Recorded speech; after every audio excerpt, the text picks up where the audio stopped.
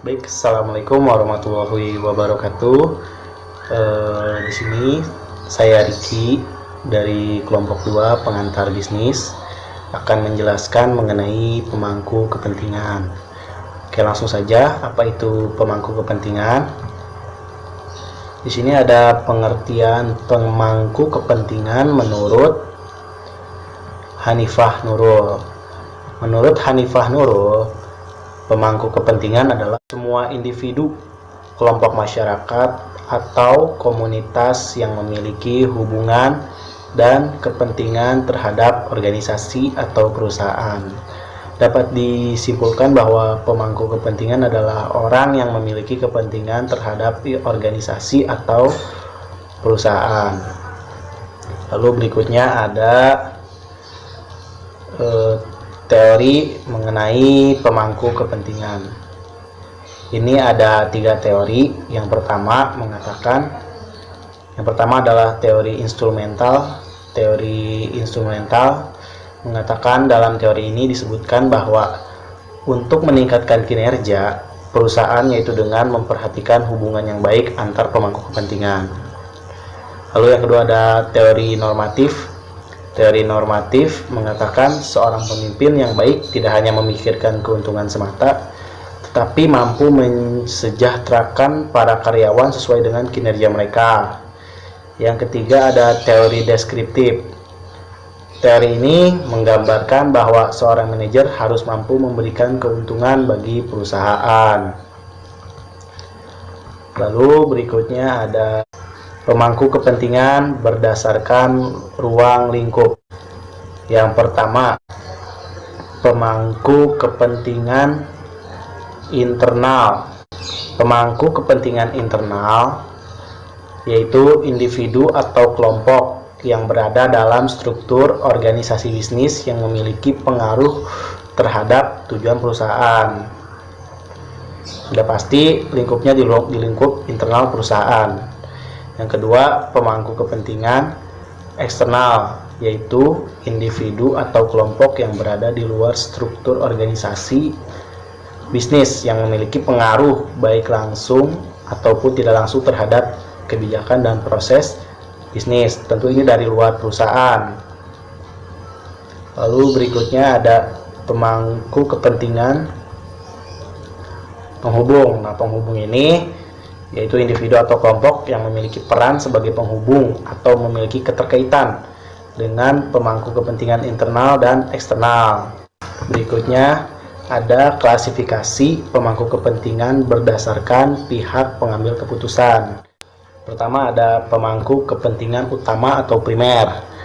Pemangku kepentingan utama adalah pemangku kepentingan yang berinteraksi langsung dengan dalam penentuan keputusan dan program perusahaan.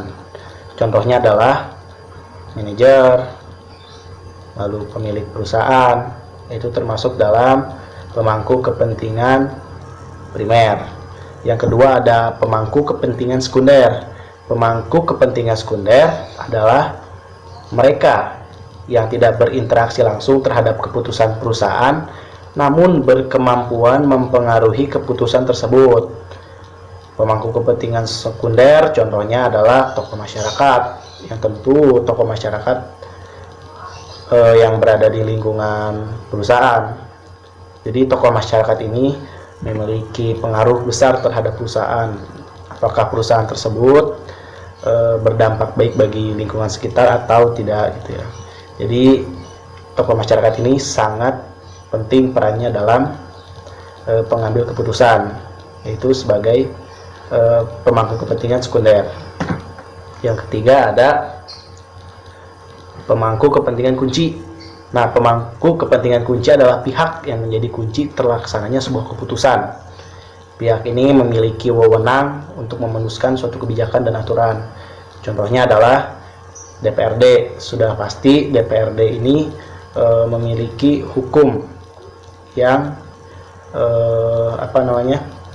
memiliki hukum bagi perusahaan. Selanjutnya ada peran-peran pemangku kepentingan. Di sini ada yang pertama adalah pemegang saham. Pemegang saham dan pemilik berperan sebagai penyedia modal dalam perusahaan agar operasional berjalan. Mereka juga menjadi pengawas yang mengamati kinerja bawahannya. Jadi sudah dapat disimpulkan bahwa pemegang saham dan pemilik perusahaan ini sebagai penyedia modal, sudah tentu gitu ya. Yang kedua, pegawai. Pegawai ini menjadi faktor penentu kinerja suatu perusahaan. Itu sebabnya mereka menjadi pemangku kepentingan perusahaan. Semakin baik kinerja pegawai, maka semakin baik pula kinerja dari perusahaan itu tersebut. Yang ketiga, supplier atau pemasok. Supplier atau pemasok juga turut mempengaruhi kinerja perusahaan, sehingga mereka juga turut menjadi pemangku kepentingan. Semakin baik supplier yang diberikan, maka semakin baik pula produk yang dihasilkan oleh perusahaan. Yang ketiga, konsumen.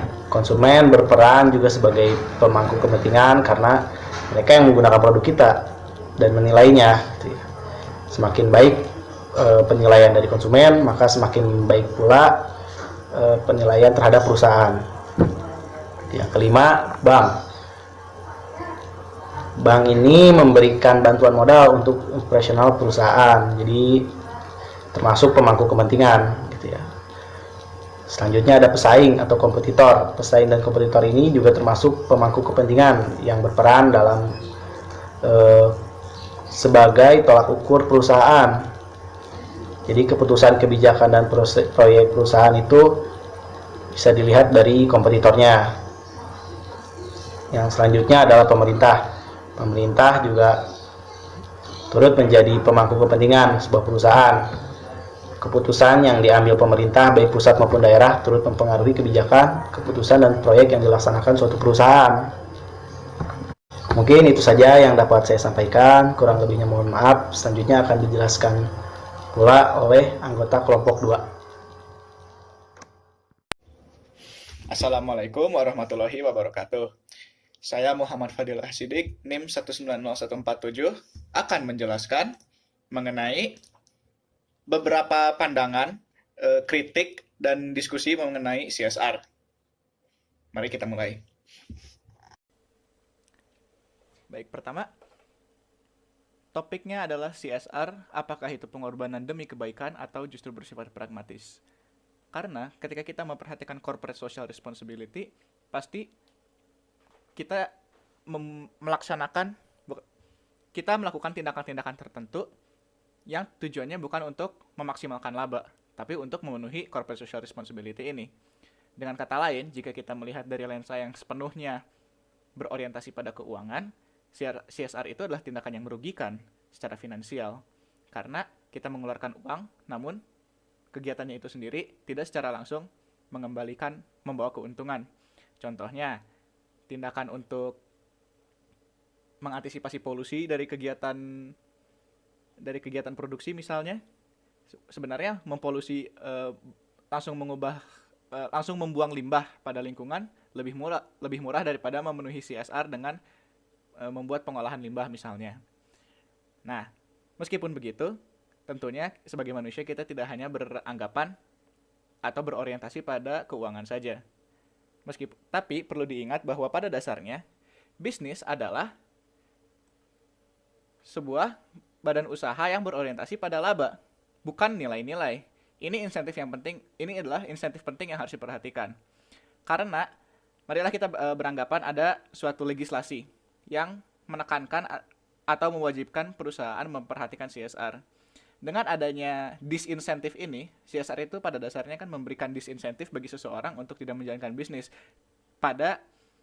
Tentunya tidak 100%, tapi benar ada disinsentifnya ini. Kenapa? Karena adanya kewajiban untuk mengeluarkan biaya untuk hal yang tidak menguntungkan. Nah, bukan berarti bahwa sama sekali tidak akan ada bisnis, hanya saja akan lebih sulit untuk menjalankannya, terutama bagi bisnis kecil yang baru mulai. Selanjutnya, yang harus diperhatikan adalah sulitnya mengisolasi dampak yang disebabkan oleh CSR dari faktor-faktor lain. Maksudnya adalah, apabila ada kesuksesan dalam bisnis ini, mungkin kita ingin berargumen bahwa, CSR itu sebenarnya tidak sepenuhnya merugikan, karena CSR itu memperbaiki image atau citranya perusahaan. Jadi sebenarnya bagus kan? Nah, tapi pertimbangkanlah ini. Ada banyak faktor-faktor yang membuat perusahaan itu sukses. Bukan hanya citranya saja. Jadi, bagaimana caranya kita mengisolasi atau memastikan bahwa memang kesuksesan perusahaan itu sebagian besar sebesar apa memang disebabkan oleh CSR dan bukan karena manajemen yang baik, marketing yang baik, atau praktek-praktek bisnis lainnya yang bukan bersifat dari CSR itu. Selanjutnya, sebuah penelitian dari Reinhardt, Stavins, dan Vitor pada tahun 2008 menyimpulkan bahwa CSR itu hanya berkorelasi positif dengan perusahaan besar. Kesimpulan mereka adalah suatu perusahaan sudah cukup dikenal banyak oleh masyarakat umum, sehingga menjaga citra memang menjadi hal yang penting. Namun, di saat yang sama, mereka pun sebagai perusahaan besar memiliki dana yang lebih besar pula, yang lebih luas, sehingga lebih banyak yang dapat dialokasikan untuk memperhatikan CSR. Sedangkan, menurut Pava dan Krausz pada tahun 1996, mereka menyimpulkan bahwa perusahaan yang tidak melakukan CSR tetap baik-baik saja. Dan perlu diperhatikan juga bahwa penelitian oleh Pava, Krausz, dan penelitian sebelumnya, keduanya memiliki subjek penelitian mereka adalah perusahaan yang besar dan juga kecil. Dan bagi perusahaan yang ingin ditekankan oleh Pava dan Krausz ini adalah bahwa ternyata bagi perusahaan kecil, menengah kecil, mereka tidak secara aktif melakukan CSR baik-baik saja. Dan yang dimaksud dengan tidak melakukan CSR adalah mereka hanya memenuhi regulasi standar saja agar mereka dapat menjalankan bisnisnya secara legal. Dan juga ada regulasi polusi yang mereka patuhi. Namun selebihnya mereka tidak secara aktif berusaha untuk memperbaiki komunitas atau berusaha untuk menciptakan citra bahwa kehadiran mereka dalam komunitas itu adalah sebuah dampak yang positif. Sama sekali tidak. Namun ternyata mereka tetap baik-baik saja dan tidak ada dampak negatif atau tidak ada performa yang buruk yang dapat dikaitkan dengan tidak melakukan CSR yang lebih. Lalu pada akhirnya kita patut bertanya, adakah alasan baik untuk memperhatikan CSR, terutama sebagai perusahaan kecil? Karena sekali lagi bahwa CSR itu bersifat disinsentif, karena kita harus mengeluarkan uang untuk sebuah tanggung jawab yang tidak mendatangkan uang. Nah, tentunya saya tidak berargumen bahwa sebaiknya perusahaan sama sekali tidak perlu memperhatikan CSR. Namun, meski begitu, ini adalah hal yang harus diperhatikan oleh para pebisnis karena jika ingin menjalankan bisnisnya secara bermoral, maka ada pertimbangan-pertimbangan ini. Dan juga ini patut diperhatikan oleh pemerintah karena sama halnya seperti regulasi yang lain, regulasi CSR ini dapat menghambat adanya pertumbuhan ekonomi, menghambat dibukanya bisnis-bisnis baru. Selanjutnya, ada sebuah argumen dari Joseph Heath pada tahun 2015 mengenai orientasi efisiensi pasar dibandingkan dengan CSR. Maksudnya adalah Joseph Heath berargumen bahwa daripada kita mendorong perusahaan untuk mengorientasikan kompas moralnya ya atau panduannya etikanya melalui kerangka CSR, lebih baik melalui kerangka efisiensi pasar. Mengapa demikian? Pertama, ia berargumen bahwa CSR seringkali bersifat normatif. Maksudnya normatif itu adalah tidak objektif. Yang namanya norma, sebagaimana yang kita tahu, adalah hal yang harus merupakan pendapat manusia. Dengan kata lain, semua orang memiliki pendapat yang beda mengenai apa CSR itu, apa tanggung jawab perusahaan dalam wujud CSR-nya. Sehingga ia berargumen bahwa adanya CSR ini, terutama apabila dijadikan basis oleh pemerintah untuk membuat regulasi, justru berpotensi malah dipolitisasi. Memang itu argumen yang mungkin terlalu berlebihan, namun tetap saja ia ingin menekankan bahwa adanya CSR ini tidak bisa diandalkan secara universal karena sifatnya yang tidak objektif. Tapi sebelum saya berlanjut, saya ingin menekankan bahwa pada akhirnya dia memang setuju bahwa CSR itu harus ada. Namun dalam keadaannya seperti sekarang, Dan ketika Joseph Heath menyatakan seperti sekarang, maksudnya itu adalah dalam konteks Amerika Serikat. Namun penting bagi kita untuk memperhatikan ini juga. Selanjutnya ia berargumen bahwa bisnis dan ekonomi biasanya dipandang secara positif, bukan normatif. Maksudnya adalah ketika kita memperhatikan bisnis, tidak praktis jika kita memperhatikan bisnis satu persatu. Namun terutama bagi pemerintah, bisnis dilihat sebagai statistik, sebagai agregat, dan lebih mudah untuk menganalisis bisnis dalam hal model ekonomi, dalam model grafik, sebagaimana yang sudah biasa kita pelajari. Sehingga untuk memahami dan mendekati bisnis melalui skema semiotika itu lebih mudah dilakukan.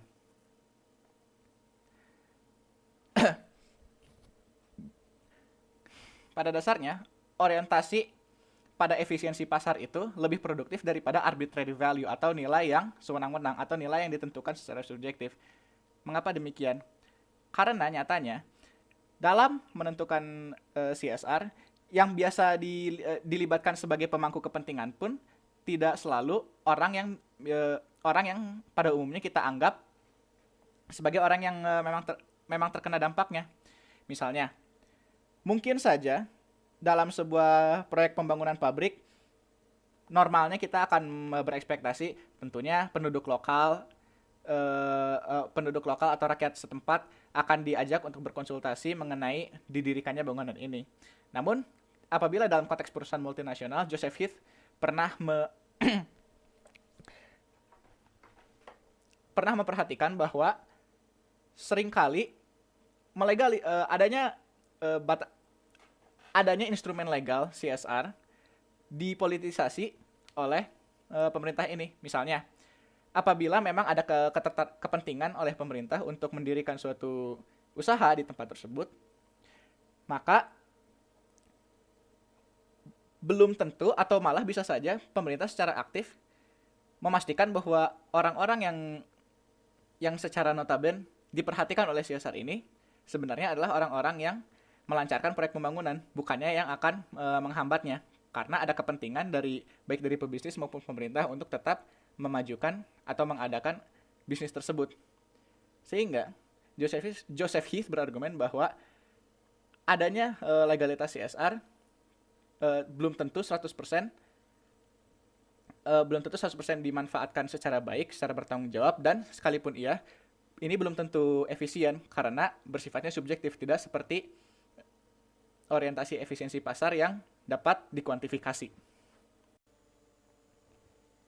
Nah, ada beberapa contoh kasus yang ingin saya bahas berkaitan dengan CSR.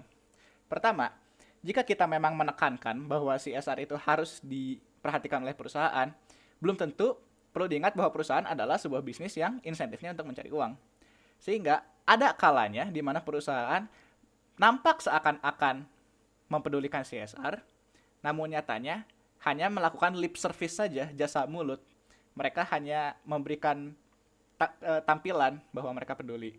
Contohnya, jika kalian pernah melihat dalam produk-produk cemilan ada tulisan 0 lemak. Nah, walaupun memang benar bahwa statistik non lemak itu sudah pasti hampir benar, namun itu memberikan kesan yang salah bahwa lemak itu menghindari kita gemuk, padahal sebenarnya yang membuat kita gemuk itu adalah gulanya. Nah, sedangkan kata gula sendiri seringkali diganti dengan istilah kimia lain yang tetap artinya adalah gula, seperti contohnya glukosa dan fruktosa.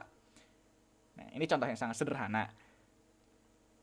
Selanjutnya ada contoh tolak ukur kinerja perusahaan. Dalam CSR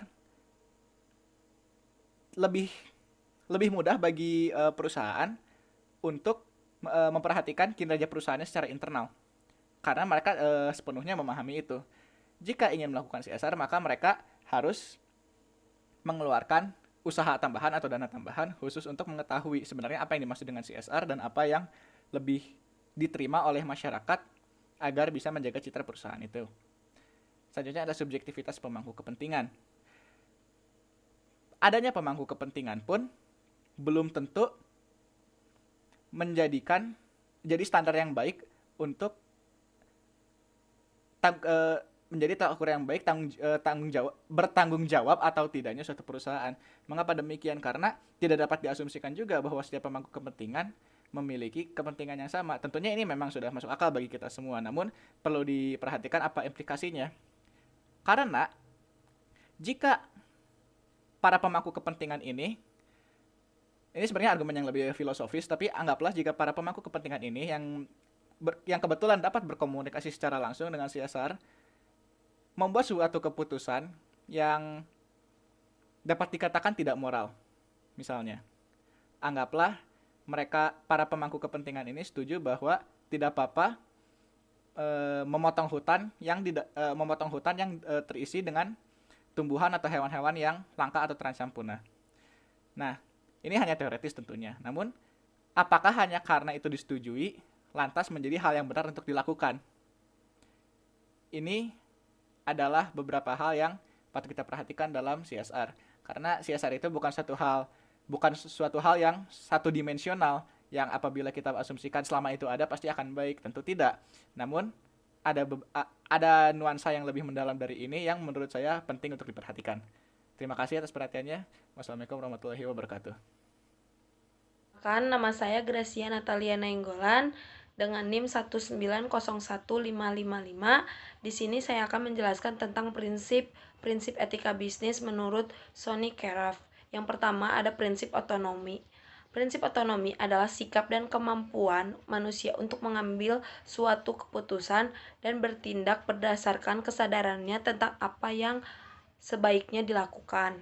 Yang kedua ada prinsip kejujuran, yaitu terdapat 3 kegiatan bisnis yang bisa ditujukan secara jelas bahwa bisnis tidak akan bisa bertahan lama tanpa adanya kejujuran. Yang pertama, jujur dalam pemenuhan syarat-syarat perjanjian dan kontrak. Yang kedua, kejujuran dalam penawaran barang atau jasa dengan mutu dan harga yang sebanding. Yang ketiga, jujur dalam hubungan kerja intern dalam suatu perusahaan. Yang ketiga, saya akan menjelaskan tentang prinsip keadilan. Prinsip keadilan yaitu menuntut agar setiap orang yang melakukan bisnis diperlakukan secara sama sesuai dengan aturan yang adil dan sesuai kriteria yang rasional objektif serta dapat dipertanggungjawabkan. Yang keempat, ada prinsip saling menguntungkan. Prinsip saling menguntungkan menuntut agar bisnis dijalankan sedemikian rupa sehingga menguntungkan semua pihak. Jadi di dalam prinsip saling menguntungkan ini tidak ada pihak kanan atau pihak kiri pun yang dirugikan. Jadi sama-sama saling menguntungkan. Yang terakhir ada prinsip integritas moral, yaitu sebagai tuntunan internal dalam diri pelaku bisnis atau perusahaan agar perlu menjalankan bisnis dengan tetap menjaga nama baik pimpinan maupun perusahaan agar perusahaan tersebut dinilai dengan dipandang baik oleh semua orang. Selanjutnya, saya akan menjelaskan tentang ciri-ciri umum dari profesi. Yang pertama, memiliki keahlian dan keterampilan khusus. Seorang profesi pasti memiliki suatu bidang atau keahlian yang bisa ia terapkan dimanapun ia berada, dan tidak semua orang dapat melakukannya. Yang kedua, adanya komitmen moral yang tinggi. Setiap seorang profesi pasti memiliki komitmen yang tinggi tentang apa yang akan ia lakukan ke depannya. Yang ketiga, ada profesional atau hidup dari profesinya. Profesional itu seperti yang kita ketahui, ia sudah ahli dalam bidangnya yang ia tekuni.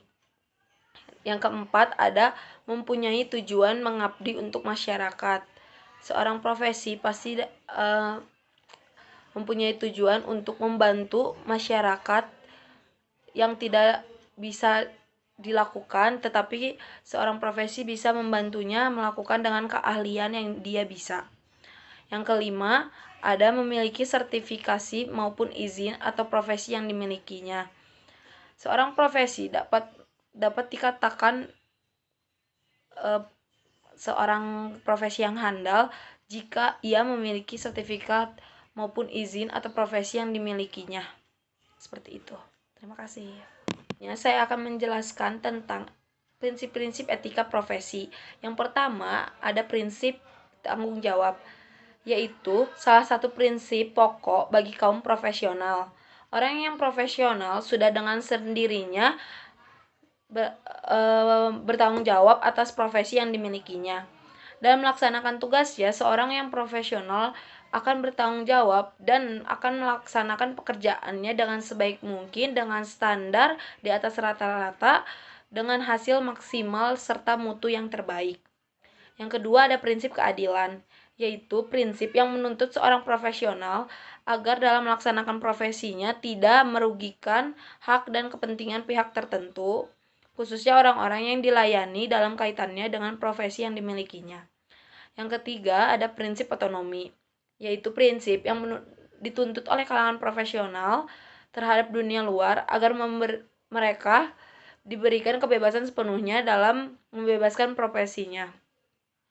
Yang keempat ada prinsip integritas moral, yaitu prinsip yang berdasarkan pada hakikat dan ciri-ciri profesi di atas. Terlihat jelas bahwa orang-orang yang profesional adalah orang yang mempunyai integritas pribadi atau moral yang tinggi. Selanjutnya, saya akan menjelaskan tentang 3 faktor yang mempengaruhi seorang manajer pemasaran untuk melakukan tindakan tidak etis. Yang pertama, manajer sebagai pribadi manusia. Ada rasa ingin memenuhi kebutuhan pribadinya untuk melakukan korupsi misalnya. Maka dari situ, untuk mencegah hal tersebut, dibutuhkan pendidikan agama dan moral yang baik. Yang kedua, kepentingan korporasi. Adanya tekanan manajemen yang membuat seorang manajer dipaksa dengan kondisi tertentu, biasanya dengan target sulit dicapai sehingga melakukan apapun untuk mencapainya. Yang ketiga, lingkungan yang ada di sekitarnya yang langsung maupun tidak langsung membentuk perilaku manajer pemasaran itu. Selanjutnya saya akan menjelaskan tentang etika dalam bisnis global. Yang pertama ada kepekaan terhadap keadaan dan lingkungan masyarakat. Maksudnya seorang pembisnis harus peka terhadap masyarakatnya. Misalnya jika ada barang yang langka untuk dibutuhkan dalam masyarakat, maka seorang pembisnis tidak boleh membesar-besarkan harga barang yang langka tersebut untuk dijual ke masyarakat.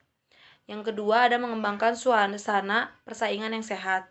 Maksudnya seorang pembisnis tidak boleh bersaing untuk mengalahkan satu sama lain. Di sini persaingan sehat yang dimaksud adalah persaingan dalam mencari konsumen dengan cara baik tanpa merugikan satu sama lain. Yang ketiga, yang besar membantu yang kecil, di mana pembisnis yang usahanya sudah besar dapat membantu pembisnis yang usahanya masih kecil. Misalnya membantu memasok suatu barang yang dibutuhkan oleh usaha yang kecil. Yang keempat, bisnis tidak boleh memperhatikan masa kini atau kenikmatan saat ini. Maksudnya dari bisnis tidak boleh memperhatikan masa kini, seperti halnya dunia usaha harus pula memperhatikan masa depan bangsa dan mewariskan keadaan yang lebih baik bagi generasi yang akan datang. Jadi sebagai contoh untuk generasi yang akan datang.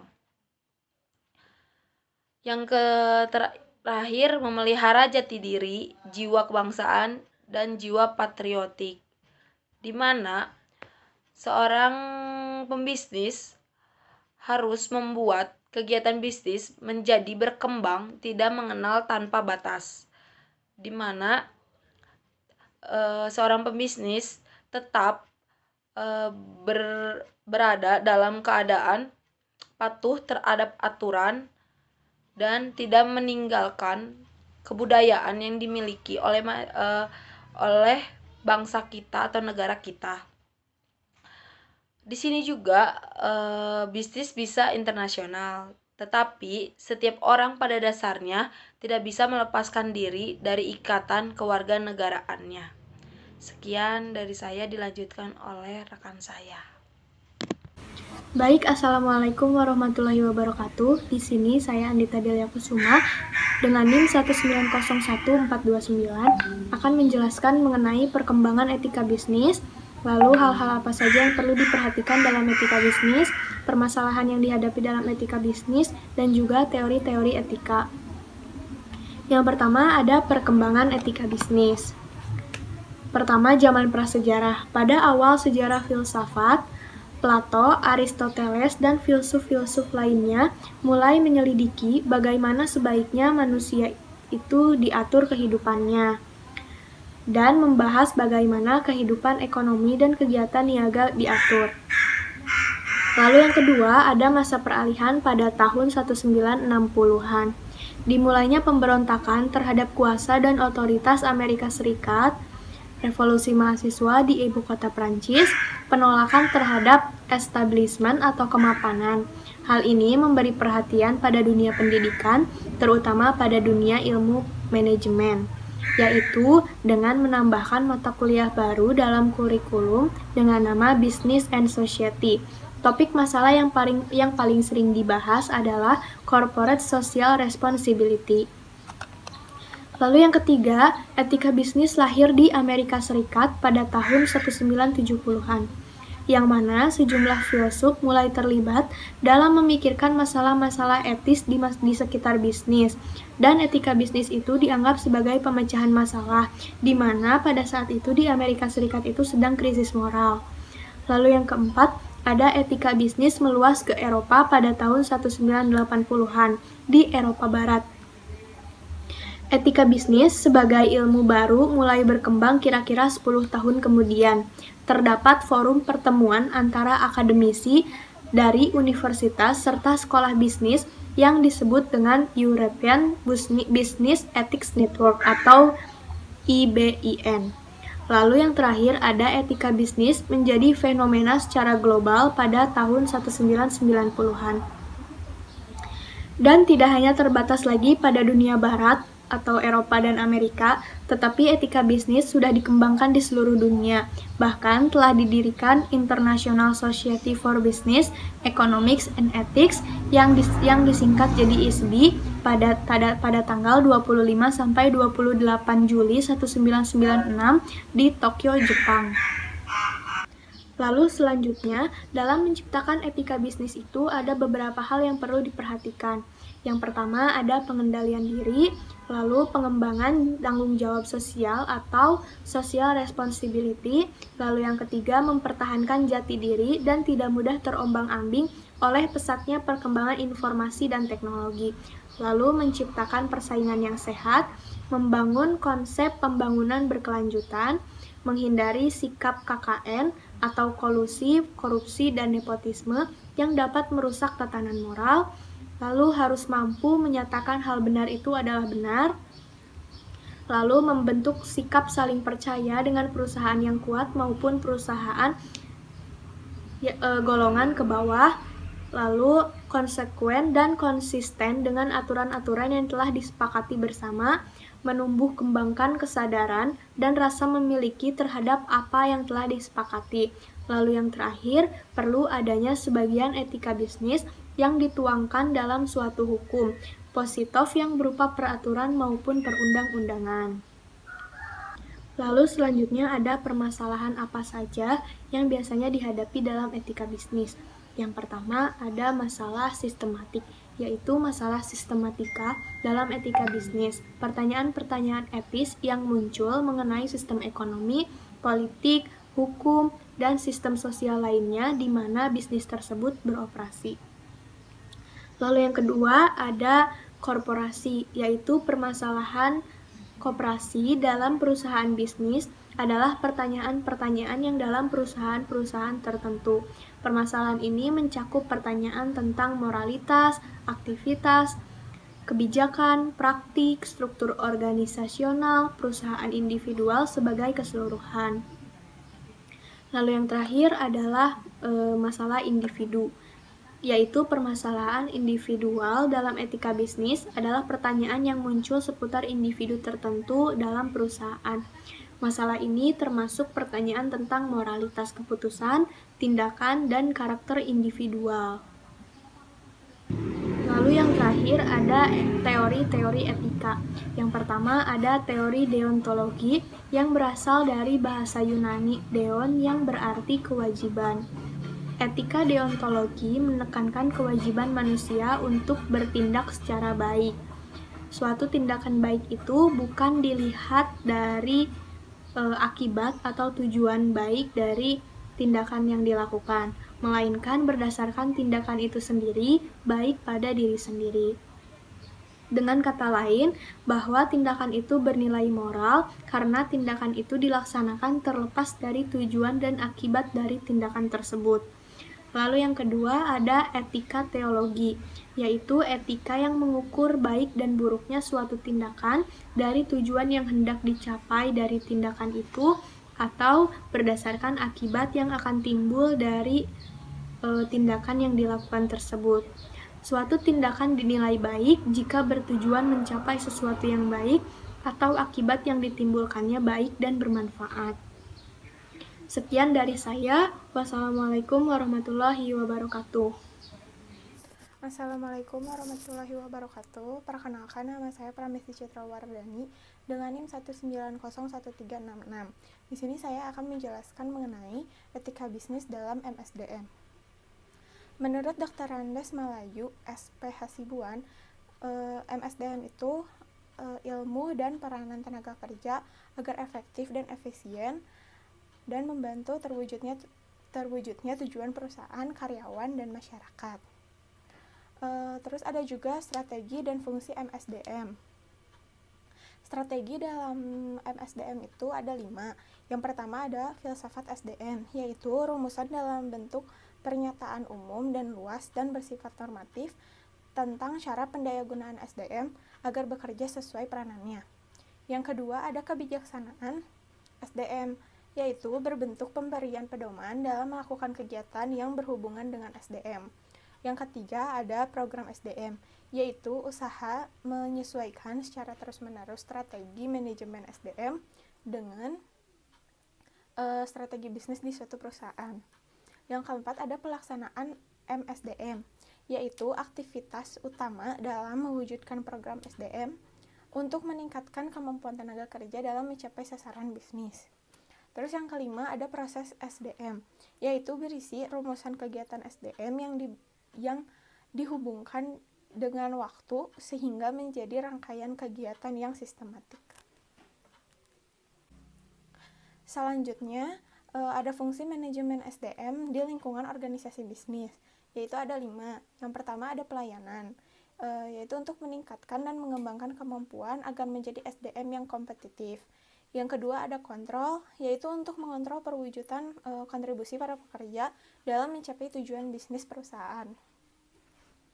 Yang ketiga ada pengembangan, yaitu kegiatan untuk meningkatkan pengetahuan, keterampilan, dan profesionalitas para pekerja dalam bekerja. Yang keempat ada kompensasi, yaitu untuk mewujudkan dan mengembangkan rasa aman dan kepuasan kerja di lingkungan perusahaan. Terus yang kelima ada saran, yaitu berupa pemberian informasi, bantuan, saran, dan pendapat kepada para manajer dalam mengambil keputusan atau menyelesaikan masalah. Sekarang saya akan menjelaskan mengenai etika bisnis dalam bidang manajemen keuangan.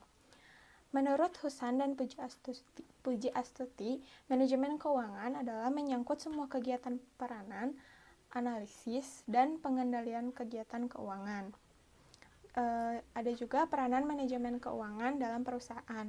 Itu ada 3. Yang pertama ada bertanggung jawab kepada 3 keputusan pokok manajemen keuangan, pemerolehan, pembiayaan atau pembelajaran, dan manajemen aktiva secara efisien. Yang kedua, ada meningkatkan pertumbuhan ekonomi, sehingga kesejahteraan masyarakat meningkat. Yang ketiga, ada menghadapi tantangan dalam mengelola aktiva secara efisien. Selanjutnya, ada tujuan manajemen keuangan. Tujuan tradisionalnya yaitu memaksimalkan laba sudah tidak relevan lagi. Alasan memaksimalkan laba berarti tidak mempertimbangkan nilai waktu, uang, risiko, dan return untuk masa yang akan datang. Tidak dipertimbangkan, serta kebijaksanaan dividen tidak dipertimbangkan. Memaksimalkan nilai perusahaan atau kesejahteraan para pemegang saham melalui memaksimalkan harga pasar dalam perusahaan. Terus ada juga tujuan manajer keuangan, yaitu merencanakan untuk memperoleh dan menggunakan dana untuk memaksimalkan nilai obligasi. Selanjutnya saya akan menjelaskan mengenai etika bisnis dalam global. Kenyataannya sekarang ini pelanggaran terhadap etika bisnis masih sering dijumpai di Indonesia. Praktik bisnis selama ini dinilai masih cenderung mengabaikan etika, rasa keadilan, dan seringkali didukung dengan praktik-praktik yang tidak terpuji, yang gak baik gitu. Nah, jadi karena sangat pentingnya etika bisnis, maka dapat ditinjau dalam dua perspektif makro dan mikro.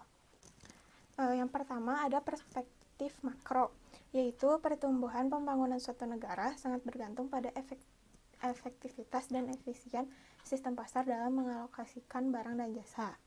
Yang kedua ada perspektif mikro. Dalam lingkup mikro terdapat rantai relasi di mana pemasok perusahaan, konsumen, dan karyawan sering berhubungan dalam kegiatan bisnis yang saling mempengaruhi. Selanjutnya, menegakkan etika bisnis. Ada dua prinsip yang dapat digunakan sebagai indikator dalam dimensi etika untuk tindakan pelaku bisnis dalam pengambilan keputusan, yaitu ada dua. Yang pertama ada prinsip konsekuensialis. Jadi konsep ini tuh berfokus pada konsekuensi dari pengambilan keputusan yang dilakukan seseorang. Terus yang kedua ada prinsip non-konsekuensialis, yaitu konsep etika ini mendasarkan penilaian pada rangkaian peraturan yang digunakan sebagai petunjuk atau panduan pengambilan keputusan. Selanjutnya ada prinsip-prinsip penerapan etika bisnis. Ini ada 10 etika bisnis ya. Yang pertama, itu etika bisnis itu dibangun berdasarkan etika. Yang kedua, etika bisnis itu berdasarkan fairness. Yang ketiga, etika bisnis itu membutuhkan integritas. Yang keempat, etika bisnis itu membutuhkan kejujuran. Yang kelima, etika bisnis itu harus dapat dipercaya. Yang keenam, etika bisnis itu membutuhkan perencanaan. Yang ketujuh, etika bisnis itu diterapkan secara internal dan eksternal. Yang kedelapan, etika bisnis itu membutuhkan keuntungan. Yang kesembilan, etika bisnis itu berdasarkan nilai. Yang kesepuluh, etika bisnis itu dimulai dari pemimpin. Mungkin cukup sekian dari saya. Terima kasih.